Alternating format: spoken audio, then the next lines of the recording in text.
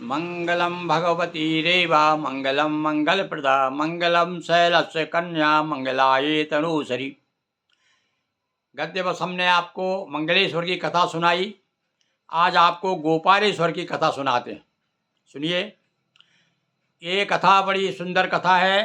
कामधेनु वा स्वर्ग से आई रेवा तीर और रमी मनोरम दत्स लखो पिया नरमदा नीर। कामधेनु स्वयं आई और आकर के भगवान शिव की यहाँ पर तपस्या की नर्मदा के किनारे, और वरदान मांगा कि मुझे आप कृपा करके ऐसा वरदान दीजिए कि मैं संसार में कामधेनु के रूप में मेरी प्रसिद्धि हो जाए और लोग मनचाहा मुझसे इस प्रकार से कल्पवृक्ष जो भी मांगो वो मिलता है। इसी प्रकार से मुझे इतनी शक्ति दे दीजिए ताकि मैं भी संसार में कामधेनु के रूप में पूजी जाऊं। तो देखिए, सुनिए इस कथा को किस प्रकार से मैंने प्रस्तुत किया है। कामधेनु आ स्वर्ग से आई रेवा तीर रमी मनोरम दृश्य लखो पिया नरमदा नीर। और तप मन लगा सदा शिव ध्याना मग्न हुई निज स्वर्ग भुलाना। भगवान के भजन में इतनी मग्न हो गई कि स्वर्ग को भी भूल गई। स्वर्ग से आई हुई थी वो।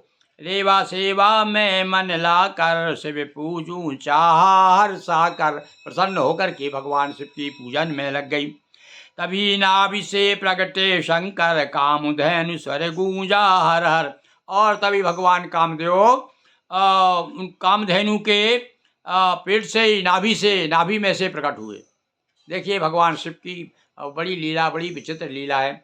उसकी तपस्या से प्रसन्न होकर के भगवान शिव उसकी नाभि से प्रकट हुए। हर हर की आवाज आने लगी। शिव अभिषेक भाव युत कीना बिल्व पत्र से शिव बस कीना। कामधेनु रोज ओम नमः शिवाय का जाप करते हुए भगवान शिव का अभिषेक करती रही। और शिव जी स्वयं सामने आए मांग मांग वर वचन सुनाए। नाभि से प्रकट होकर के और भगवान शिव साक्षात सामने खड़े हो गए कामधेनु के। यथा नाम हो काम तथा हो मेरी जग में अमर कथा हो। क्या वरदान मांगा भगवान शिव से? हे महाराज, मेरी कथा अमर हो जाए, सब लोग जो है कामधेनु के रूप में मेरी मान्यता प्राप्त हो और इच्छा पूर्ति कराऊं सबकी। जिस प्रकार से कल्प वृक्ष के नीचे आकर के लोग जो भी कल्पना करता है इच्छा पूरी हो जाती, इसी प्रकार से मैं भी कामधेनु का मतलब ये है कि जो भी कामना लेकर के मेरे सामने आए उसकी इच्छा पूरी हो जाए। तो इच्छा पूर्ति कराऊं सबकी कामधेनु कहलाऊं जग की। संसार में कामधेनु की संज्ञा से मुझे विभूषण प्राप्त हो। शिव जी के वरदान से कामधेनु भई सिद्ध मनोकामना पूर्ण हित जग में हुई प्रसिद्ध। ये कामधेनु का जो ये वहाँ पर भगवान गोपेश्वर नाम से प्रसिद्ध हैं। वहाँ पर भैया गोपेश्वर का मंदिर है, भगवत तीर्थ है गोपेश्वर तीर्थ। ये शिव पुराण के अनुसार ये कौन सा गांव है? यहाँ वहाँ से अपन आगे चले थे, कल बताया था हमने को मंगलेश्वर की कथा। आज आपको गोपेश्वर की कथा सुना रहे हैं। ये ग्वार गांव में है। ग्वार गांव से आगे चलेंगे तो नागवा गांव आएगा।